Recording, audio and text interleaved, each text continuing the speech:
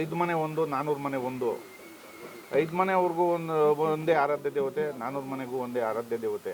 ಅವ್ರು 5 ಮನೆಯವ್ರು ಏನಿದ್ದಾರೆ, ಕೊನೆ ಏಪ್ರಿಲ್ ಟೈಮಲ್ಲಿ ಮಾಡ್ಕೊಂಡಿದ್ದಾರೆ. 400 ಜನಕ್ಕೆ ಕರಗ ಮತ್ತು ಈ ಧಾರ್ಮಿಕ ಭಾವನೆಗಳು ನಮ್ಗೆ ಬೇಡವಾ? ಜನತೆಗೆ ಗೊತ್ತಿದೆ ಆನೆಕಲ್ ಕರಗ ಅಂದರೆ ಯಾವುದು, ಯಾರು ಮಾಡಬೇಕು, ಎಲ್ಲಿ ಆಗಬೇಕು ಅನ್ನೋದು. ಆನೆಕಲ್ಲಲ್ಲಿ ಎಲ್ಲೋ ಒಂದು ಶೆಡ್ಡಲ್ಲಾಗೋ ಕರಗಕ್ಕೂ ಆನೆಕಲ್ ಕರಗಕ್ಕೂ ತುಂಬ ವ್ಯತ್ಯಾಸ ಇದೆ, ಸಾಮ್ಯತೆ ಇಲ್ಲ. ನಾವೆಲ್ಲ ಒಟ್ಟಾರೆ ತೀರ್ಮಾನ ಮಾಡಿ ಭಜನೆ ಮಂದಿರದಲ್ಲಿ ನಾವು ಮಾಡ್ಕೊತಾ ಇದ್ವಿ. ಅವ್ರ ಹತ್ರ ಸೇರೋದು ಬೇಡ ಅಂತ.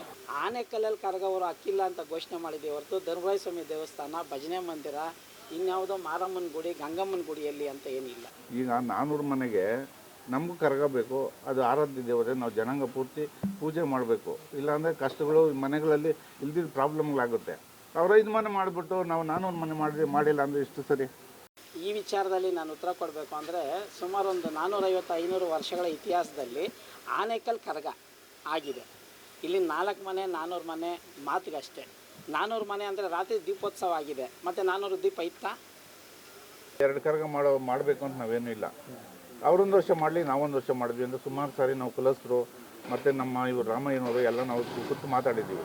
ಅವರಿಲ್ಲ, ನಮ್ಮದು ವಂಶಪರಂಪರೆ ಪ್ರತಿಷ್ಠೆ, ಜನಾಂಗದ್ದೇನೂ ಇಲ್ಲ, ಜನಾಂಗದ್ದೇನು ತೇರು ಕಟ್ಟೋದು, ದೇವ್ರವರೋದು ಆ ಕೆಲಸ ನೀವು ಮಾಡ್ಕೊಂಡೋಗಿ, ಈ ಕರಗ ಹೊರೋದಕ್ಕೂ ನಿಮಗಿಲ್ಲ ಅಂತ ಅವ್ರ ಭಾವನೆ. ಇಲ್ಲಿ ಅರ್ಚಕರ ಕುಟುಂಬದಲ್ಲಿ ಯಾರು ಆ ರೀತಿ ನನಗೊಂದು ವರ್ಷ ಬಿಟ್ಕೊಡಿ ಅಂತ ಕೇಳ್ತಾ ಇಲ್ಲ. ಚಂದ್ರಪ್ಪನಿಗೂ ಅರ್ಚಕರ ಕುಟುಂಬಕ್ಕೂ ಯಾವುದೇ ಸಂಬಂಧ ಇಲ್ಲ. ಆ ವಂಶಕ್ಕೆ ಇವರು ಸಂಬಂಧಪಟ್ಟವರಲ್ಲ. ಇದನ್ನೇ ಕರ್ನಾಟಕ ರಾಜ್ಯ ಉಚ್ಚ ನ್ಯಾಯಾಲಯ ಪರಿಗಣಿಸಿರುವಂಥದ್ದು. ಆದ್ದರಿಂದ ಅವ್ರಿಗೆ ಕರಗ ಹೊರೋದಕ್ಕೆ ಯಾವುದೇ ಹಕ್ಕಿಲ್ಲ. ನಾವು ಸೇರ್ ಮಾಡ್ತೀವಿ. ಯಾವ ರೀತಿ ಅಂದಾಗ ಅವರೊಂದು ವರ್ಷ ಆದಾಗ ಮಾತ್ರ ಒಟ್ಟಾಗಿ ಸೇರ್ ಮಾಡೋದಕ್ಕೆ ನಾವು ಬದ್ಧರಾಗಿದ್ದೀವಿ. ಈಗ ಕರಗ ಹೊರ್ತಾ ಇರುವಂಥ ಚಂದ್ರಪ್ಪ ಅವ್ರ ತಂದೆ ಆಗಲಿ ಅವ್ರ ತಾತ ಆಗಲಿ ಕರಗ ಹೊತ್ತಿರೋಂಥ ಇತಿಹಾಸ ಇದೆಯಾ? ಅವರು ಅರ್ಚಕರ ಕುಟುಂಬದವರ? ಆನೆಕಲ್ ಚಂದ್ರಪ್ಪ ಯಾವೂರು, ಅವ್ರ ತಂದೆ ಯಾವೂರು? ಅವ್ರಿಗೂ ಆನೆಕಲ್ ಕರಗಕ್ಕೂ ಏನು ಸಂಬಂಧ? ಅವ್ರು ಏನೂ ಇಲ್ಲ, ಕೇವಲ ಜಮೀನು ನೋಡಿಯೋದಕ್ಕೋಸ್ಕರ ಅಷ್ಟೇ ಇಷ್ಟೆಲ್ಲ ನಾಟಕಗಳು. ಜಮೀನಿಗೂ ಮೂಲವಾಹಿನಿ ಕುಲ ಕ್ಷತ್ರಿಯತಿಗಳ ಸೇವಾ ಸಂಘಕ್ಕೂ ಸಂಬಂಧ ಇಲ್ಲ. 5 ಮನೆ ಒಂದು, 400 ಮನೆ ಒಂದು. 5 ಮನೆಯವ್ರಿಗೂ ಒಂದೇ ಆರಾಧ್ಯ ದೇವತೆ, 400 ಮನೆಗೂ ಒಂದೇ ಆರಾಧ್ಯ ದೇವತೆ. ಅವ್ರು 5 ಮನೆಯವ್ರು ಏನಿದ್ದಾರೆ, ಕೊನೆ ಏಪ್ರಿಲ್ ಟೈಮಲ್ಲಿ ಮಾಡ್ಕೊಂಡಿದ್ದಾರೆ. 400 ಜನಕ್ಕೆ ಕರಗ ಮತ್ತು ಈ ಧಾರ್ಮಿಕ ಭಾವನೆಗಳು ನಮ್ಗೆ ಬೇಡವಾ? ಸರ್, ಇದು 5 ಮನೆ ಮತ್ತು ಇನ್ನೊಂದು 106 ಮನೆ ಅಂತ ಹೇಳಿದ್ರಿ. ಅವರು ಬರಲಿ, ನಾವು ಒಟ್ಟಿಗೆ ಸೇರಿ ಮಾಡೋಕ್ಕೆ ನಾವು ರೆಡಿ ಇದ್ದೀವಿ, ಅವ್ರು ಬರ್ತಿಲ್ಲ, ಅವರು ಒಪ್ಕೋತಾ ಇಲ್ಲ ಅಂತ ಅವ್ರು ಹೇಳ್ತಾರೆ. ಒಪ್ಕೊಳ್ತಾ ಇಲ್ಲ ಅಂತ ಹೇಳಿದ್ರೆ, ಹಿಂದೆ ಸುಮಾರು 1979ರಲ್ಲಿ ಅವ್ರಿಗೂ ನಮಗೆ ಈ ಕುಲಸ್ಥರಿಗೂ ಅರ್ಚಕರಿಗೆ 2 ಗುಂಪಾಯಿತು. 2 ಗುಂಪಾದಾಗ ಏನೋ ಒಂದು ಜಮೀನು ವಿಚಾರದಲ್ಲಿ ನ್ಯಾಯಾಲಯಗಳಿಗೆ ಹೋದ್ವಿ. ನ್ಯಾಯಾಲಯಗಳಿಗೆ ಹೋದಾಗ ನ್ಯಾಯಾಲಯಗಳಿಗೆ ಹೋಗಿ ಬರುವಾಗ ನಮ್ಮ ತಂದೆಯವರು ಕೊಲೆ ಆಯಿತು ಅವಿನಿ ರೋಡಲ್ಲಿ. ಹಾಗಾಗಿ ಜನಾಂಗ ಅವ್ರ ಹತ್ರ ಹೋಗೋದು ಬೇಡ, ನಾವೇ ಸಪ್ರೇಟಾಗಿ ಮಾಡ್ಕೊಳ್ಳೋಣ. ಜನಾಂಗದ ಒಬ್ಬ ನಾಯಕನ ಕೊಲೆ ಮಾಡೋದು ಎಷ್ಟು ಮಟ್ಟಿಗೆ ಸರಿ ಅಂತ ನಾವೆಲ್ಲ ಒಟ್ಟಾರೆ ತೀರ್ಮಾನ ಮಾಡಿ ಭಜನೆ ಮಂದಿರದಲ್ಲಿ ನಾವು ಮಾಡ್ಕೊತಾ ಇದ್ವಿ. ಅವ್ರ ಹತ್ರ ಸೇರೋದು ಬೇಡ ಅಂತ. ಅಲ್ಲ, ಆನೆಕಲ್ ಜನ ನಿರೀಕ್ಷೆ ಮಾಡ್ತಿದ್ದಾರೆ, ಎಲ್ಲ ಒಟ್ಟಿಗೆ ಸೇರಿ ಮಾಡಿದ್ರೆ ಇನ್ನೂ ವಿಜೃಂಭಣೆಯಿಂದ ಮಾಡ್ಬೋದು. ಒಂದು ಕರಗ ಅಂತ ಇದೆಲ್ಲ ಆಗೋದು ಒಂದು ಒಳ್ಳೆಯದಕ್ಕೆ, ಮಳೆ ಬೆಳೆ ಚೆನ್ನಾಗಾಗಲಿ, ಎಲ್ಲರೂ ಕೂಡ ಆರೋಗ್ಯಕರವಾಗಿರಲಿ ಅಂತೇಳಿ ಮಾಡ್ತಾರೆ. ಸಂದರ್ಭದಲ್ಲಿ ಜನಕ್ಕೆ ಒಂಥರ ಗೊಂದಲ ಏನೂ ಇಲ್ಲ. ಈಗ 2 ಕರಗ ಮಾಡಬೇಕು ಅಂತ ನಾವೇನೂ ಇಲ್ಲ. ಅವರೊಂದು ವರ್ಷ ಮಾಡಲಿ, ನಾವೊಂದು ವರ್ಷ ಮಾಡಿದ್ವಿ ಅಂದರೆ ಸುಮಾರು ಸಾರಿ ನಾವು ಕುಲಸ್ಥರು ಮತ್ತು ನಮ್ಮ ಇವರು ರಾಮಯ್ಯನವರು ಎಲ್ಲ ನಾವು ಕೂತು ಮಾತಾಡಿದ್ದೀವಿ. ಅವರಿಲ್ಲ, ನಮ್ಮದು ವಂಶಪರಂಪರೆ ಪ್ರತಿಷ್ಠೆ, ಜನಾಂಗದ್ದೇನೂ ಇಲ್ಲ, ಜನಾಂಗದ್ದೇನು ತೇರು ಕಟ್ಟೋದು, ದೇವ್ರವರೋದು ಆ ಕೆಲಸ ನೀವು ಮಾಡ್ಕೊಂಡೋಗಿ, ಈ ಕರಗ ಹೊರೋದಕ್ಕೂ ನಿಮಗಿಲ್ಲ ಅಂತ ಅವ್ರ ಭಾವನೆ. ಈ ಕರಗ ಹೊರುವಂಥ ಒಂದು ಇದು ಏನಿದೆ ಒಳಗಡೆ ಕೆಲಸ, ಅದು ಪ್ರತಿಯೊಬ್ಬ ವೈನಿಕುಲ ಜನಾಂಗಕ್ಕೆ ಅದೆಲ್ಲ ಅದು ರಕ್ತದಲ್ಲೇ ಬಂದುಬಿಟ್ಟಿರುತ್ತೆ. ಅವ್ರದ್ದೇ ಅಂತೇನೂ ಇಲ್ಲ, ಇಡೀ ಜನಾಂಗದ್ದು.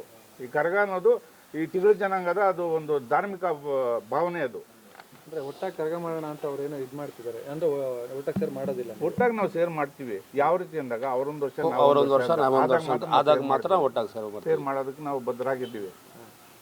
ಅವ್ರು ಏನೂ ಇಲ್ಲ, ಕೇವಲ ಜಮೀನು ನೋಡಿಯೋದಕ್ಕೋಸ್ಕರ ಅಷ್ಟೇ ಇಷ್ಟೆಲ್ಲ ನಾಟಕಗಳು. ಅಂದರೆ ಮುಂದೆ ಕಾನೂನು ಹೋರಾಟ ಇದ್ದೇ ಇರ್ತದೆ. ಕಾನೂನು ಹೋರಾಟ ಏನೂ ಇಲ್ಲ.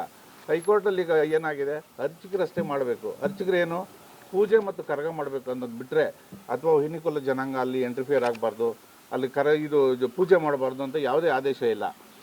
ಎರಡನೇದಾಗಿ ಆ ಬಲರಾಮನು ಮತ್ತು ಕೋಟೆ ಜಾಗಕ್ಕೆ ಬಂದಾಗ ಎಲ್ಲಿದೆ? ಅದು ದೇವಸ್ಥಾನದ ಜಾಗ ಅಲ್ಲ, ಅದು ದೇವಸ್ಥಾನದ ದಾಖಲೆ ಮುನ್ಸಿಪಲ್ ಜಾಗ ಅಂತ ಹೇಳಿದಾಗ ದೇವಸ್ಥಾನದ ದಾಖಲೆಗಳು ಎಲ್ಲೂ ಇಲ್ಲ.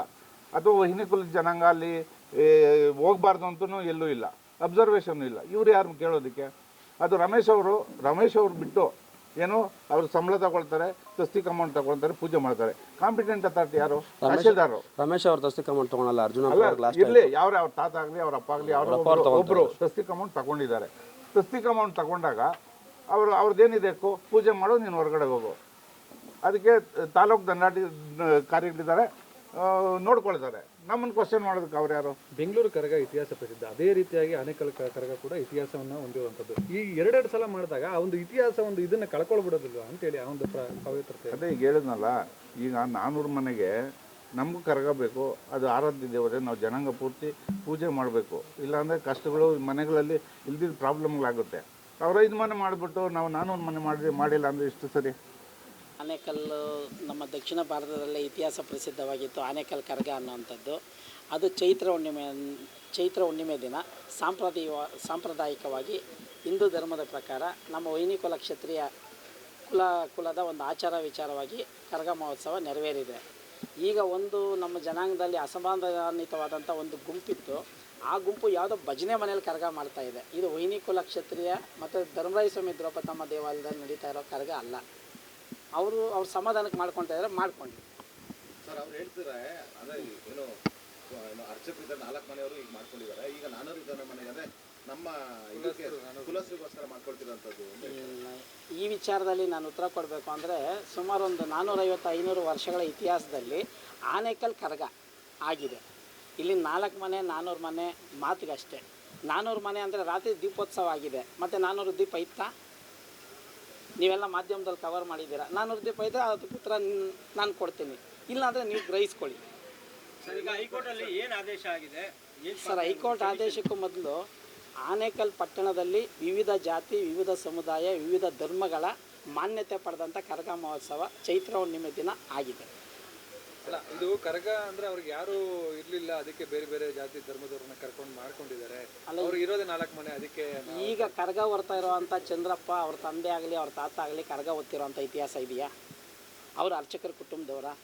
ಆನೇಕಲ್ ಚಂದ್ರಪ್ಪ ಯಾವೂರು? ಅವ್ರ ತಂದೆ ಯಾವೂರು? ಅವ್ರಿಗೂ ಆನೇಕಲ್ ಕರಗಕ್ಕೂ ಏನು ಸಂಬಂಧ? ಆ ಹಿನ್ನೆಲೆಯಲ್ಲಿ ಹೈಕೋರ್ಟ್, ಕರ್ನಾಟಕ ರಾಜ್ಯ ಉಚ್ಚ ನ್ಯಾಯಾಲಯದ ಏಕಸದಸ್ಯ ಪೀಠ ಮತ್ತು ದ್ವಿಸದಸ್ಯ ಪೀಠ ಅವರಿಗೆ ಕರಗ ಹೊರುವ ಹಕ್ಕಿಲ್ಲ ಅಂತ ಘೋಷಣೆ ಮಾಡಿದೆ. ಆನೇಕಲ್ಲಲ್ಲಿ ಕರಗ ಹೊರುವ ಹಕ್ಕಿಲ್ಲ ಅಂತ ಘೋಷಣೆ ಮಾಡಿದೆ ಹೊರತು ಧರ್ಮರಾಯ ಸ್ವಾಮಿ ದೇವಸ್ಥಾನ, ಭಜನೆ ಮಂದಿರ, ಇನ್ಯಾವುದೋ ಮಾರಮ್ಮನ ಗುಡಿ, ಗಂಗಮ್ಮನ ಗುಡಿಯಲ್ಲಿ ಅಂತ ಏನಿಲ್ಲ. ಜಮೀನು ಕಬಳಿಕೆ ಮಾಡ್ಕೊಳ್ಳೋದಕ್ಕೆ ಇದು ಹುನ್ನಾರ ಅಂದರೆ ಅವ್ರೇನೋ ಇದು ಮಾಡ್ತಿದ್ದಾರೆ, ನಮ್ಮನ್ನ ಇದು ಮಾಡಿಸ್ತಿಲ್ಲ ಅಂತ. ಆ ವಿಚಾರದಲ್ಲಿ ಕಾನೂನಾತ್ಮಕವಾಗಿ ಅವರೇ ಹೈಕೋರ್ಟಲ್ಲಿ ಪ್ರಕರಣ ದಾಖಲು ಮಾಡಿದ್ದಾರೆ. ಅದೇನು ಕಾನೂನು ಏನಿದೆಯೋ ಅದಾಗುತ್ತೆ. ಸರ್, ಏನೋ ಎಲ್ಲೋ ಒಂದು ಕಡೆ ಜಮೀನಿಗೂ ಮೂಲ ವೈನಿಕುಲ ಕ್ಷತ್ರಿಯ ತಿಗಳ ಸೇವಾ ಸಂಘಕ್ಕೂ ಸಂಬಂಧ ಇಲ್ಲ. ಅರ್ಚಕರ ಕುಟುಂಬದವರು ರಾಜ್ಯದ ಜನತೆಗೆ ಗೊತ್ತಿದೆ ಆನೇಕಲ್ ಕರಗ ಅಂದರೆ ಯಾವುದು, ಯಾರು ಮಾಡಬೇಕು, ಎಲ್ಲಾಗಬೇಕು ಅನ್ನೋದು.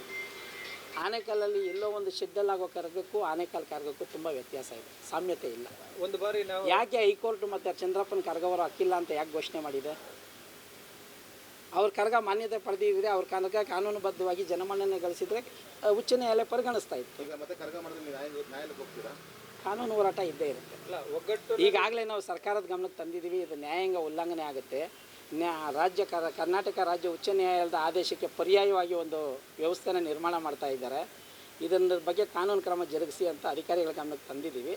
ಅವರು ನಿಷ್ಪ್ರಯೋಜಕರಾದರೆ ನಾವು ನ್ಯಾಯಾಲಯದ ಹೋರಾಟ ಮುಂದುವರಿಸ್ತೀವಿ. ನೀವು ಒಗ್ಗಟ್ಟಿನಲ್ಲಿ ಮುಂದಿನ ದಿನಗಳಲ್ಲಿ ಮಾಡ್ತೀನಿ ಬಂದರೆ ಮಾಡೋಣ ಅಂತ ನೀವು ಹೇಳಿದ್ರಿ. ಅವ್ರು ಹೇಳ್ತಾರೆ ಒಂದು ವರ್ಷ ನಾವು ಮಾಡ್ತೀವಿ, ಒಂದು ವರ್ಷ ಅವ್ರು ಮಾಡೋಕ್ಕೆ ನಾವು ಒಪ್ಪಿಗೆ ಇದೆ, ಅವರು ಅದು ಒಪ್ಕೊಂಡ್ರೆ ನಾವು ಅದಕ್ಕೂ ನಾವು ಸಿದ್ಧ ಅಲ್ಲ. ಅವ್ರು ನ್ಯಾಯಾಲಯದ ಆ ಥರ ಆದೇಶ ಆಗಿದ್ದರೆ ನಾವು ಅದನ್ನು ಪರಿಗಣಿಸ್ತೀವಿ. ಅಲ್ಲ, ನೀವು ಈ ರೀತಿ ನಿಮ್ಗೆ ಒಪ್ಪಿಗೆ ಇಲ್ಲ ಅಂದರೆ ಒಂದು ವರ್ಷ ನೀವು ಮಾಡುವಂಥದ್ದು, ಒಂದು ವರ್ಷ ಅವರು ಸರ್, ವಿವಿಧ ಭಾಗಗಳಲ್ಲಿ ಕರಗ ಒಂದು ವರ್ಷ ಒಬ್ಬರು, ಇನ್ನೊಂದು ವರ್ಷ ಒಬ್ಬರು ಹೊರುವಂಥ ಸಂಪ್ರದಾಯ ಆಗಿದೆ. ಯಾವಾಗ ಅಂದರೆ ಕರಗ ಹೊರುವಂಥ ಕುಟುಂಬದಲ್ಲಿ ಅಣ್ಣ ತಮ್ಮಂದರ ಮಧ್ಯೆ ಏನಾದರೂ ಆ ಥರ ಆದಾಗ ಅಣ್ಣ ಒಂದು ವರ್ಷ ಹೊರೋದು, ತಮ್ಮ ಒಂದು ವರ್ಷ ಹೊರೋದು, ಈ ಥರ ಆಗಿದೆ.